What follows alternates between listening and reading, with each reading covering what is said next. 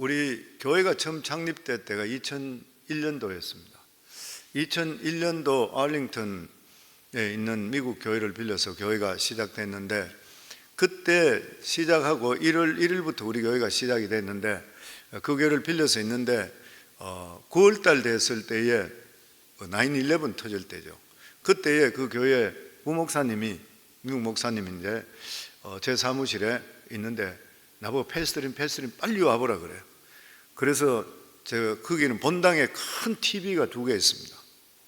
큰 TV가 2개, 이제 본당이 한 1,200, 1,400명 정도 들어가는 그런 본당인데 2개가 있는데, 그게 TV니까 일반 설교할 때도 사용하지만 일반 TV가 나오는 거예요. 나오는데 그때 보니까 9/11을 해서 그 사우스 노스 빌딩이 이미 비행기가 들어가서 터져가서 그리고 중계하고 있는 거예요. 그리고 내가 들어가서 보고 있는데 사우스 그 빌딩 쪽으로, 타워 쪽으로 다른 비행기가 하나 들어가는 게 나오더라고 보니까. 그게 2번째 들어가는 거예요, 그냥. 그리고 폭발하는 그 장면을 거기서 봤습니다. 9/11. 3,500명 사람, 무고한 사람이 죽었다 그러죠. 이 주동자인 빈 라덴을 잡기 위해서 미국에서 정말 노력을 많이 했습니다. 그런데 이제 나중에 가서는 일반 전화도 쓰지 않고 이렇게 되니까 잡을 수가 없었다 그러잖아요.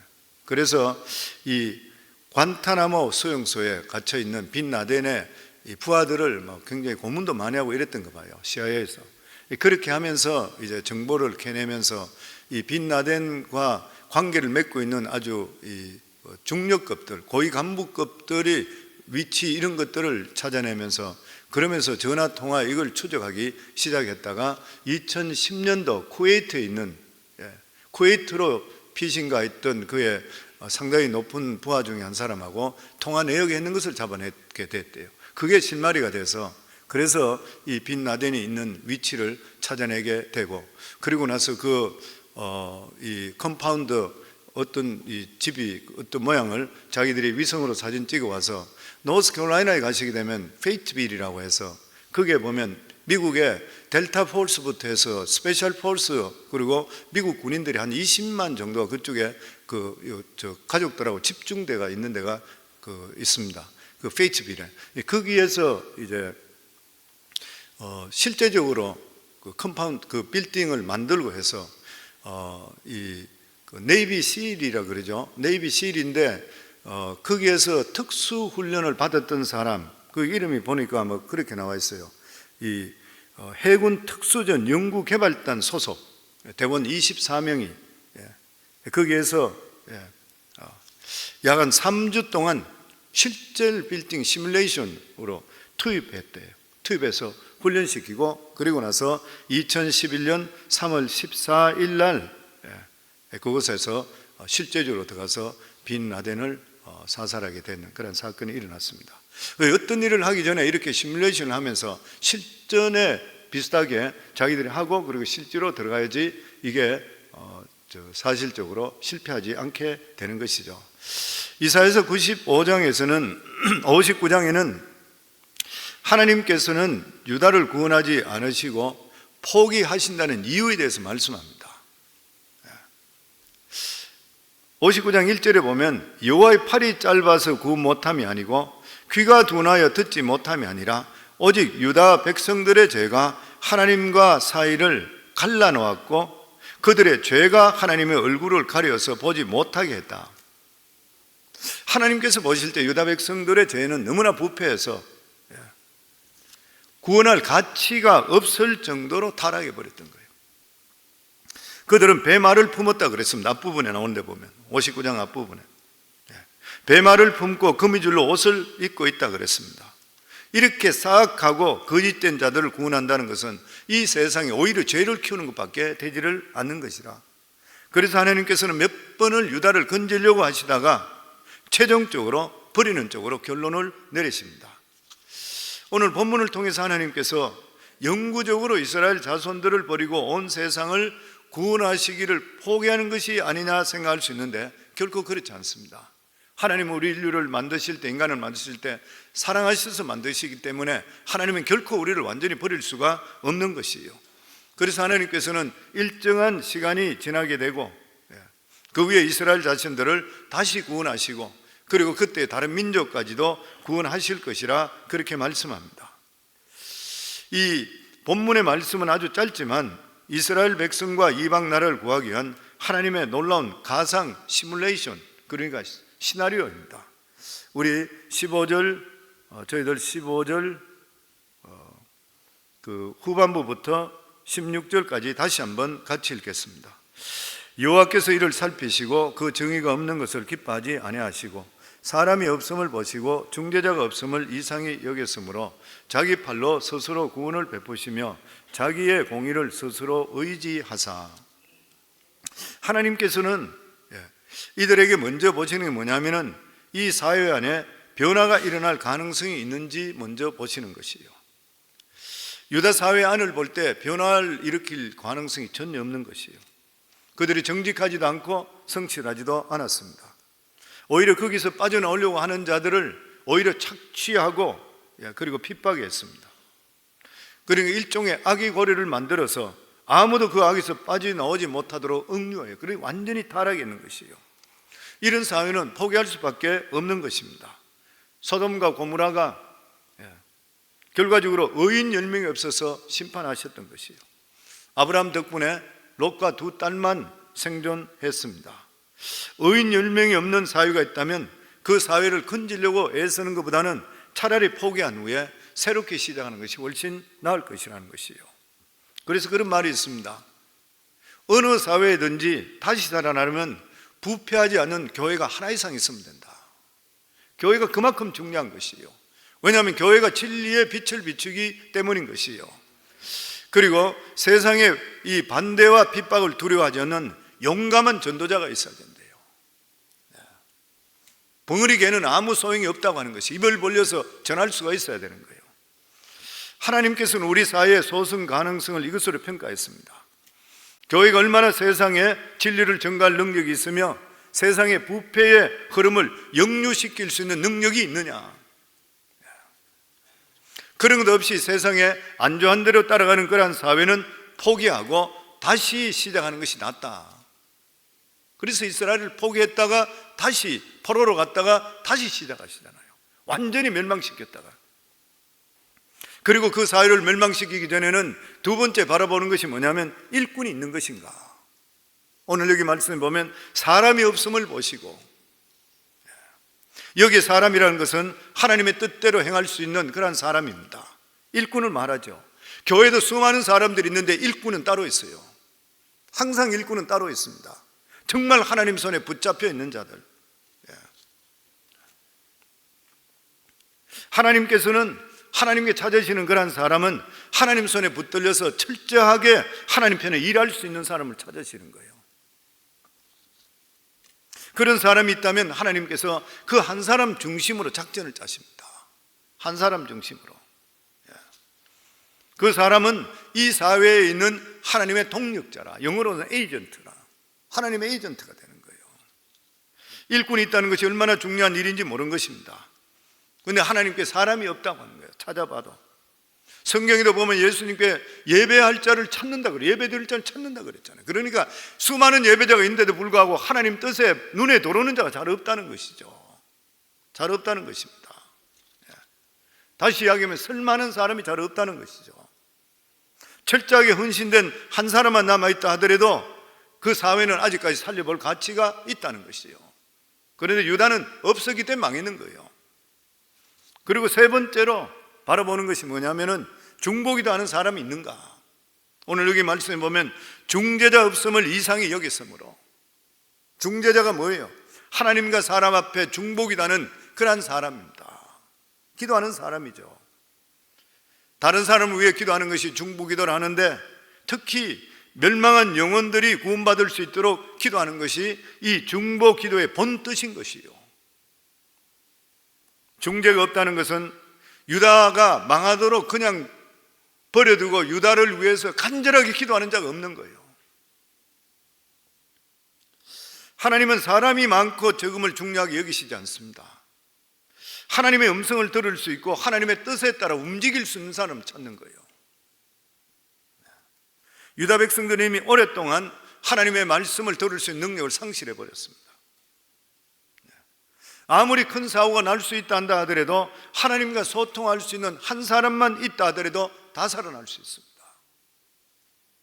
사도 바울이 로마로 압송되어 가다가 유라굴레 폭풍을 만났을 때 이제는 다 죽게 됐잖아요.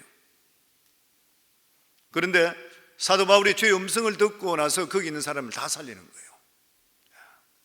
사람이 죽느냐 사느냐의 기로에 처할 때에 권력도 소용없고 돈도 소용없습니다. 오직 기도를 통해 하나님과 소통하는 것이에요.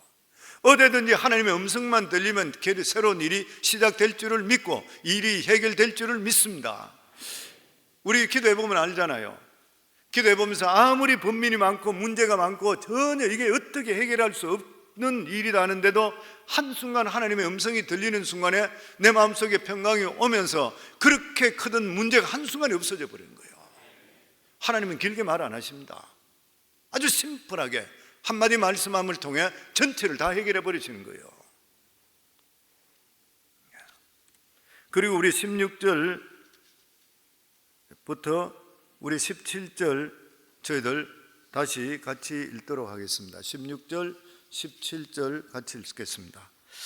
사람이 없음을 보시고 중재자가 없음을 이상히 여겼으므로 자기 팔로 스스로 구원을 베푸시며 자기의 공의를 스스로 의지하사 공의를 갑옷으로 삼으시고 구원을 자기의 머리에 쓰고 투구로 삼으시며 보복을 속옷으로 삼으시며 열심을 입어 겉옷으로 삼으시고. 누구든지 적지에 혼자 들어가서 여러 사람을 구해오려고 그러면은 단단히 무장해야 되는 것이에요. 하나님께서 단독으로 이스라엘 백성들을 구원하시기 위해서 무장을 하신다 그랬습니다. 가슴의 흉패는 공의로 되어 있고 머리의 투구는 구원의 투구, 그리고 보복으로 속옷을 입었다 그랬습니다.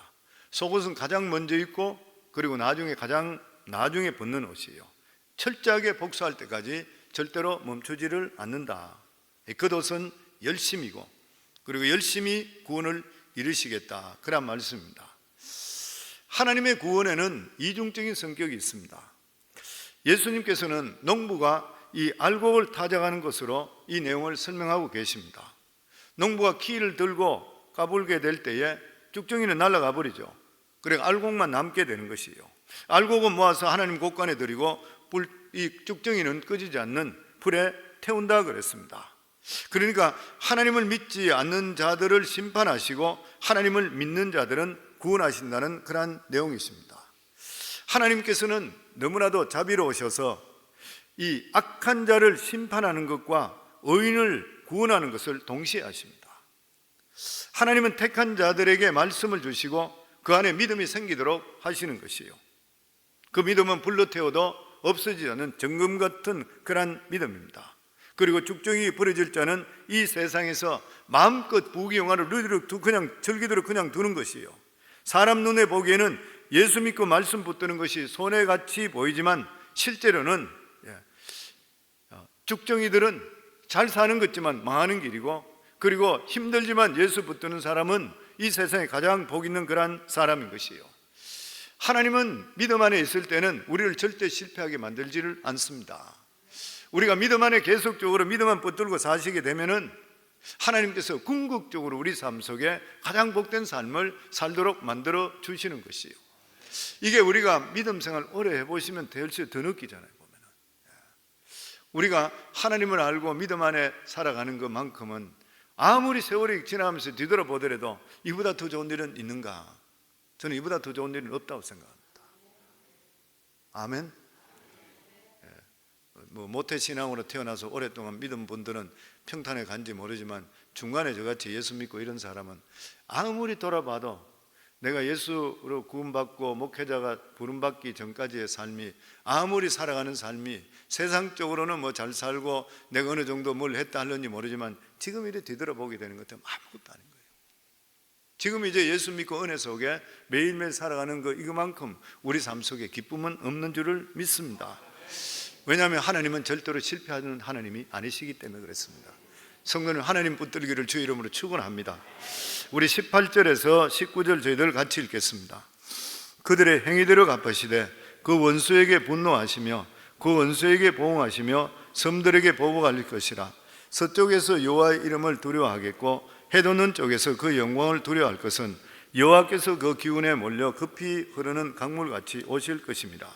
여기 중요한 것은, 여기 보면 하나님 원수를 갚는데 그들의 행위를 갚으시되 원수들에게 분노하시고 원수들에게 보응하시고 섬들에게 보복하실 것이라. 하나님의 복수가 무엇이냐는 거예요. 어떻게 하는 것이 하나님의 의를 채우고도 남는 의가 될 것인가. 이것은 인간의 입장으로서는 불가능한 일입니다. 하나님께서는 자신의 분노를 인간에게 쏟아붓질 않습니다. 만약에 하나님께서 이 죄의 분노를 인간에게 만약 쏟아놓는다 그러면 인간은 살아날 자가 하나도 없는 거예요. 그 대신에 하나님께서는 그 모든 분노를 자신의 독생자에게 쏟아부으십니다. 우리 인간이 받을 모든 심판을 하나님의 독생자가 십자가에서 다 뒤집어 쓰는 것이에요. 십자가에서 예수님께서 달려 죽으시기 전에 엘리 엘리 라마 사박다니 그랬습니다. 나의 하나님 어찌하여 나를 버리시나이까. 하나님은 철저하게 자기 아들인데도 외면했습니다. 그리고 나서 하나님께서는 인간에게 다시 한 번 더 기회를 허락하셨습니다. 요한복음 3장 14절에 보면 모세가 광야에서 뱀을 든 것 같이 인자도 들려야 하리니 이는 그를 믿는 자마다 영생을 얻게 하려 하심이라. 모세가 광야에서 뱀을 든 것 같이, 우리가 너무나 잘 아는 사실이잖아요. 불뱀이 와서 광야에서 사람을 다 물어 죽일 때, 불평할 때 그들이 다시 하나님 잘못했습니다, 용서해 주소서 모세에게 와서 빌었을 때 모세가 하나님께 기도하니까 놋뱀을 달아서 놋뱀을 장대 높이 달라. 그리고 그것을 보는 자마다 살리라. 똑같은 말씀이잖아요. 모세가 광야에서 뱀을 든 같이, 그래서 불뱀에 물리던 자들도 놋뱀을 보는 자마다 다 살아나는 거예요. 그런데 놋뱀하고 나하고 무슨 상관이 있냐, 약을 발라야지, 엉뚱해야지 이랬던 사람 다 죽어버렸잖아요. 똑같지요. 예수님이 십자가 나하고 무슨 상관이 있냐, 그 사람 죽는 것이요. 그래서 모세가 광야에서 뱀을 든 것 같이 인자도 들려야 하리니 이는 그를 믿는 자마다 영생을 얻게 하려 하심이라. 십자가에 못 박이신 예수가 우리 죄 때문에 죽으셨다는 것을, 예수 그리스도를 믿음을 통해 우리가 구원을 주신다는 것이죠. 요한복음 3장 16절에 17절에 보면 하나님이 세상을 이처럼 사랑하사 독생자를 주셨으니 이는 그를 믿는 자마다 멸망치 않고 영생을 얻게 하려 하심이라. 하나님이 그 아들을 세상에 보내신 것은 세상을 심판하려 하심이 아니요 그로 말미암아 세상이 구원을 받게 하려 하심이라. 만약에 하나님 보내신 이것을 사람들이 거부하게 된다면 그때 진짜 인간은 용서받을 수 없습니다. 용서받을 수 없는 것이죠. 저도 예수 믿기 전에 예수님이 나를 위해 십자가에 못 박혀 죽으셨다는 것이 나하고 무슨 상관이냐 안 믿어졌던 것이요. 하나님께서 마지막 순간에 환상 가운데 음성을 들려주시면서 예수가 너를 위해 죽었다고 하는 음성을 저에게 들리는 그 순간에 예수 부인의 죄가 그렇게 큰지 그때 몰랐던 거예요. 이것이 바로 섬들에게 보복하신다는 그런 말의 의미입니다. 섬은 예루살렘에서 가장 먼 곳까지 있는 곳에 하나님을 모르는 그런 곳인 것이요. 그러나 아무리 먼 곳에 있는 섬이라 하더라도 사랑하는 하나님의 독생자가 인간을 위해 죽으셨다는 사실을 듣고 믿어야 한다는 것을 하나님께서 명령하십니다. 옛날에 왕이 급한 명령을 내릴 때는 여러 군데다 전령을 보냅니다. 전령은 쉬지 않고 계속적으로 말을 타려고 달리는 거예요. 그러다가 말이 지칠 그 땀 못 타고 갈 것을 예상해서 중간중간 파발역이 있는 거예요. 파발역에 가서 말을 바깥하고 계속적으로 달리는 것이에요.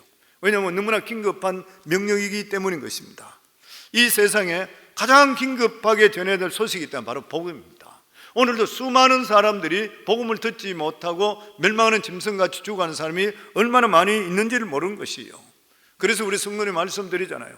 우리 주위의 형제자매들, 우리 자녀들, 우리 부모님들, 우리 일가 친척들 중에서 예수 믿지 않는 자가 있는데도 불구하고 내 마음이 덤덤하다 그러면 그 사람이 구원 받은 자 안 받은 잘 모르는 사람이에요. 가슴이 타야 되는 것이에요. 한순간도 견딜 수가 없는 것이고 기도하지 않을 수가 없는 것이에요. 천국과 지옥이 있다는 걸 확실히 한다면. 하나님께서는 모든 인간의 죄를 아들에게 지으시고 십자가로 돌아가시기 때문에 우리 인간에게 마지막으로 살 수 있는 기회를 주셨습니다. 이제는 이 세상이 멸망할 때까지 구원의 복음은 오직 예수 그리스도밖에 없는 것이요. 모든 일을 제쳐놓고 땅끝까지 복음을 전파해야 되는 것, 이것이 기쁜 소식인 것입니다.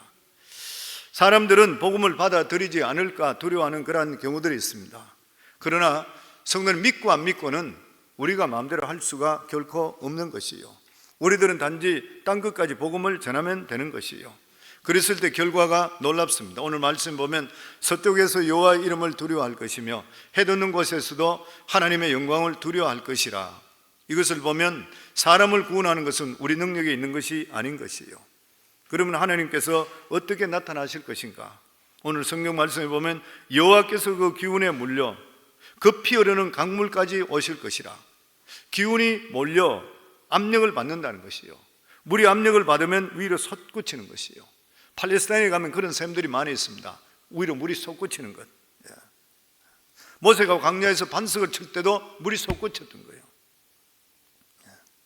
그리스도께서 오셔서 우리에게 하신 가장 큰 일이 뭐냐면 성령을 이 세상에 보낸 일입니다. 그동안 인간은 죄에 빠질 수밖에 없었던 이유는 성령의 능력을 체험하지 못했기 때문인 것이요. 성령은 우리를 고와 같이 버려두지 아니하신다 그랬습니다. 영원토록 함께 하신다 그랬습니다.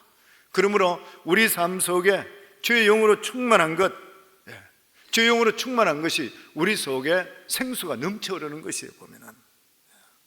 그리고 이렇게 성령이 우리와 함께 할 때는 우리들은 절대 사탄의 세력에 넘어가지를 않는 것입니다. 왜냐하면 우리에게 예수 그리스도의 이름이 주어져 있기 때문인 것이요. 우리가 예수 그리스도의 이름만 부르게 될 때는 성령의 능력이 넘칠 줄을 믿습니다. 왜냐하면 성령은 예수의 영이기 때문인 것입니다. 그러면서 하나님께서 우리에게 두 가지 위대한 약속을 주었습니다. 첫 번째가 믿음의 공동체를 통해 구원에 이르른다, 그렇게 말씀합니다. 우리 20절 말씀 저희들 같이 읽겠습니다. 여호와의 말씀이니라 구속자가 시온에 임하여 야곱의 자손 가운데에 죄가를 떠나는 자에게 임하리라. 여기서 신학자들은 이야기할 때에 시온은 더 이상 장소적인 예루살렘을 말하지 않는다 그랬습니다. 야곱도 마찬가지로 혈통적인 이스라엘을 말하지 않고 이것은 바로 신약 교회를 말하고 있다, 그렇게 이야기합니다. 교회가 이 세상의 모든 죄를 버리고 신실하게 말씀을 붙들 때 하나님께서 반드시 우리 속에 임하셔서 어려움을 이기게 하시고 우리를 능히 구원해 주신다, 그런 말씀입니다. 교회의 놀라운 점이 무엇입니까? 우리가 전심으로 주님을 의지할 때에 성령의 능력이 임하게 되어 있다고 하는 것이에요. 이것은 이 세상에 어디서도 볼 수가 없습니다. 성령의 능력이 있는 것이 교회에 왜 어디 있습니까? 있을 수가 없는 이야기죠. 아무리 그래서 세상에 버려진 사람, 아무리 가망이 없는 사회, 그리고 개인이라 하더라도 성령께서 터치만 하시게 되면 바뀌게 되어 있습니다. 놀라운 능력인 것이죠. 어떤 재수한 사람이 영국과 오스트레일리아에서 무려 40년 동안 교도 생활을 했습니다. 워낙 성격이 포악해서, 그리고 말썽을 너무 부리기 때문에 간수들에게 수도 없는 가주채찍을 맞았다 그래요. 독방에 들어가고. 교도관들이 볼 때는 이 사람은 절대로 변화될 수 없는 사람이에요. 절망적인 존재라고 아예 그 사람의 도장을 찍어놨습니다. 무려 40년 동안 감옥에서 나갔다가 돌았다가 40년 동안. 긴 복역 기간이 끝나고 나서 출소했는데 갈 데가 없어서 찾다 보니까 마침 교회에 속한 작은 숙박시설에 하룻밤을 묵게 됩니다. 그는 그곳에서 한 그리스도인이 만나게 되고, 그리고 그리스도에 대한 이야기를 듣게 됩니다. 그리고 그 사람이 시키는 대로 오늘 이 시간에 예수 그리스도를 영접하시겠습니까? 그러면 예수님께 당신의 주인이 되십니다. 그 말을 듣고 나서 별 뜻 없이 시키는 대로 예수 그리스도를 영접하는 기도를 따라했습니다. 근데 영접하는 기도를 따라했는데 갑자기 가슴이 뜨거워지며 평생에 그렇게 죄악으로 완악해지고 채찍으로 맞아도 울지 않던 그가 눈물을 펑펑 쏟기 시작했습니다. 이해할 수가 없었습니다. 무슨 감화 감동이 와서 자기가 이렇게 몸부림치며 죄를 회개하는지를 몰랐습니다. 그는 예수 그리스도를 구주로 영접하자 성령으로 거듭나고, 그리고 즉시 그 자리에서 새 사람이 되고 영안이 늘려서 하나님 나라를 볼 수 있게 되고 예수 그리스도를 깨닫게 되었습니다. 그는 180도로 변화되었습니다. 새로운 성품을 가지게 되었고, 그때 이후부터 시작해서 18년 동안 교회에서 너무나도 성실하게 헌신하는 존재가 되었습니다. 자신의 변화에 대해서 물어보는 사람에게 그는 이렇게 대답합니다. 저는 400번의 가족 채찍과 40년의 교도 생활에서 변화되지 않았지만 성령이 임하자 단지 1분 만에 새 사람이 되어버리고 말았습니다. 그래서 우리는 소망이 있는 줄 믿습니다. 우리 속에 하나님의 영이 성령만 충만하게 내린다면 우리 삶은 변화될 줄을 믿습니다. 그래서 성도들이 기도해야 될 가장 귀한 기도, 목회자인 저도 마찬가지로 매일마다 제가 기도하는 제목 중에 항상 들어가는 게 성령 충만이에요. 성령 충만이 뭐예요? 성령이 내 삶을 통치하는 거예요. 통제해 주시는 것이에요. 아니면 내 생각으로 자꾸 살려고 그런 거예요. 성령이 충만하면 성령이 이끄는 대로 살아가게 되는 것이에요. 그러면 우리 삶 속에 어떻게 돼요? 기쁨이 충만하게 됩니다. 이 하나님이 주시는 기쁨과 희락은 말로 할 수 없잖아요. 성령이 충만할 때는 용서하지 못할 사람이 없어요. 다 용서해요. 내가 은혜로 충만할 때는 나한테 다른 사람이 어떤 나쁜 말을 하더라도 웃음이 지나가요. 전혀 내 마음속에 들어오질 않게 돼. 근데 영적으로 내가 충만하지 못하고 영적으로 내가 바로 서지 못할 때는 조그마한 이야기만 들으면 딱 걸려가 시비 걸리는 거예요. 남을 용서 못하게 돼요. 근데 은혜가 충만하게 될 때는 다 용서해주고 모든 것을 기뻐하고, 우리가 권력이나 재물이나 이런 거 따라가지 않고 하나님 은혜 속에 살고 하나님의 공고하심 속에 감사하며 살아갈 수 있게 되는 것이에요. 이러니 어찌 성령 충만을 추구하지 않을 수가 있겠습니까? 저는 우리 성도님 모두 다 주의 영으로 충만할 수 있기를 주의 이름으로 축원합니다. 그리고 마지막으로 두 번째 약속은 하나님의 축복을 우리에게 주시겠다는 거예요. 우리 21절입니다. 저희들 같이 읽겠습니다. 여호와께서 이르시되 내가 그들과 세운 나의 언약이 이러하니 곧 내 위에 있는 나의 영과 내 입에 둔 나의 말이 이제부터 영원하도록 내 입에서와 내 후손의 입에서와 내 후손의 입에서 떠나지 아니하리라 하시니라. 여호와의 말씀이니라. 우리가 죽은 영혼을 살릴 수 있는 것은 두 가지입니다. 하나는 하나님의 신적인 능력과, 그리고 두 번째는 하나님의 말씀입니다. 왜냐하면 하나님의 말씀은 살았고 운동력이 있어 좌우의 날선 어떤 것보다도 예리하여 혼과 영과 및 관절과 골수를 찔러 쪼개기까지 한다 그랬어요. 하나님의 말씀, 그리고 하나님의 성령의 능력인 것이죠. 그런데 하나님께 이 두 가지를 거두지 않으시고 언제까지 주시겠다 그랬어요. 하나님께 약속하시기를 약속이 부족해서 언약까지 세웠습니다.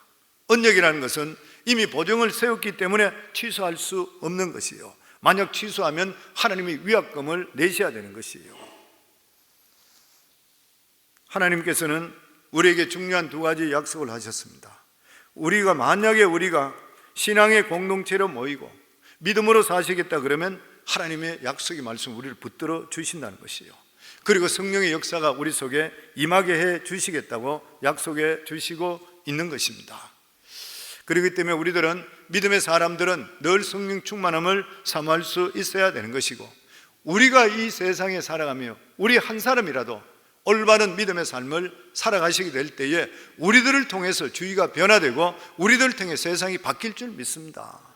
성령, 우리 한 사람이 바로 서시게 되면은 우리들 가정만 하더라도 바뀌게 되잖아요.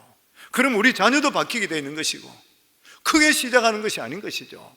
우리 한 사람 한 사람이 성경에 오늘 주신 말 똑같습니다. 이스라엘이 망하게 됐던 그러한 이유가 올바른 믿음의 사람이 없었고, 그것을 위해 중재하며 기도하는 사람이 없었고, 그리고 의로운 사람이 없었다는 것이죠. 저는 우리 성광교회 성도, 우리 교회가 부흥하고 크기를 원합니다. 그렇지만 그보다 더 중요한 것이 저희 교회는 하나님 모실 때 독특한 교회가 되기 원하고 독특한 성도들의 모임이 되길 원하고, 하나님 모실 때에 눈에 들어오는 예배자가 되길 원하고 하나님 눈에 들 수 있는 성도 일꾼들이 될 수 있기를 주의 이름으로 축원합니다. 그래서 우리가 비록 우리 자신들이 연약해 보일지 모르지만은 이 세상에 다음 세대에 그 다음 세대에 모두 다 하나님의 기뻐하시는 주역들이 될 수 있기를 주의 이름으로 축원합니다.